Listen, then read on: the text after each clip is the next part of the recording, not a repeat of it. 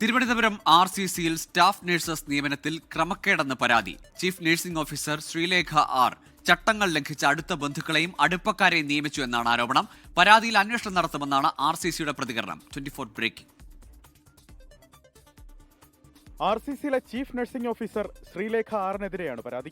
ബന്ധുക്കൾ പങ്കെടുക്കുന്നുണ്ടെങ്കിൽ നിയമന പ്രക്രിയയിൽ നിന്നും മാറി നിൽക്കണമെന്ന ചട്ടം ചീഫ് നഴ്സിംഗ് ഓഫീസർ അട്ടിമറിച്ചു. സ്റ്റാഫ് നഴ്സ് നിയമനത്തിന് എഴുത്തു പരീക്ഷയ്ക്കുള്ള ചോദ്യങ്ങൾ തയ്യാറാക്കിയതും ഉദ്യോഗാർത്ഥികൾക്കായി നടന്ന അഭിമുഖ പരീക്ഷയിലും ചീഫ് നഴ്സിംഗ് ഓഫീസർ പങ്കെടുത്തു.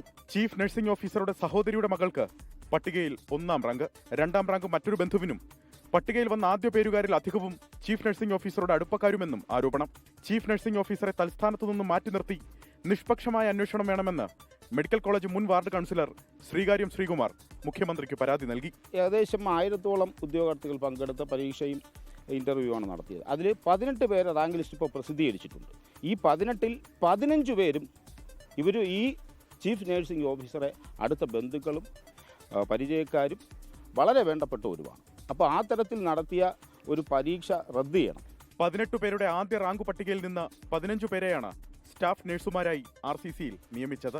നിയമനം റദ്ദു ചെയ്യണമെന്നും പരീക്ഷ വീണ്ടും നടത്തണമെന്നുമാണ് ആവശ്യം. ഉദ്യോഗാർത്ഥികളിൽ ചിലരും മുഖ്യമന്ത്രിക്ക് പരാതി നൽകിയിട്ടുണ്ട്. പരാതി പരിശോധിക്കുമെന്ന് ആരോഗ്യമന്ത്രി വീണ ജോർജ് പറഞ്ഞു. എന്താണെന്ന് പരിശോധിക്കാം.